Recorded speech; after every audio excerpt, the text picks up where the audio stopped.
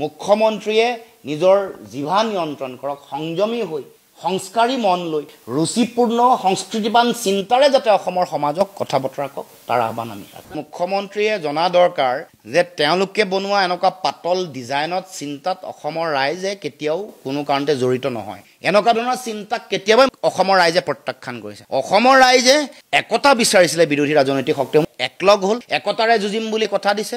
আৰু এতিয়া যিবোৰ মূল এজেণ্ডা হ'ব এইবোৰৰো যেতিয়া ৰূপৰেখা তৈয়াৰ হৈছে, যিহেতু তেওঁৰ পৰিয়ালৰ দুৰ্নীতিৰ কথাটো তাত প্ৰাথমিকতা পাইছে, তেওঁ গম পায় এইবোৰ কথা। তেওঁৰ পৰিয়াল, তেওঁৰ পত্নী, তেওঁৰ পুত্ৰ, তেওঁৰ ওচৰত থকা মন্ত্ৰীসকলৰ অবাধ সম্পত্তিৰ বিষয়টো জনগণৰ মাজলৈ যিহেতু যাব, দুৰ্নীতি চলি থকা কথাবোৰ যিহেতু যাব, সেইকাৰণে অস্থিৰ হৈ তেওঁলোকে এইটো ডিজাইন কৰি তেওঁলোকৰ যিটো হোৱাটছআপ গ্ৰুপত এই ভিডিঅ'টো বনাই দিয়া হৈছে, সেই হোৱাটছআপ গ্ৰুপত তেওঁৰে সন্মানীয় পত্নীৰ চেনেলৰ যিগৰাকী CMD আৰু যিগৰাকী সম্পাদক তাত আছে, তাৰ পৰাই DIPRলৈ কেনেকৈ ভিডিঅ'বোৰ গৈছে, কেনেকৈ নিউজ কৰিব লাগিব, যিটো সময়ত সংবাদ গোষ্ঠীলৈ আপোনালোকে ভিডিঅ'টো পঠাইছে সেইটো সময়লৈ মোৰ ওচৰলৈ আহিছে মুখ্যমন্ত্ৰী ডাঙৰীয়া। যিটো ভিডিঅ'ক আপোনালোকে মিটিংখন পাতল কৰিবলৈ চেষ্টা কৰিছে, সেই কথা বতৰাবোৰ যে আপোনালোকৰে উদ্দেশ্য প্ৰণোদিতভাৱে যে কৰে, সেইবোৰত কোনো গুৰুত্ব নিদিয়ে। আমাৰ লক্ষ্যত আমি অলৰ অচৰ অটল।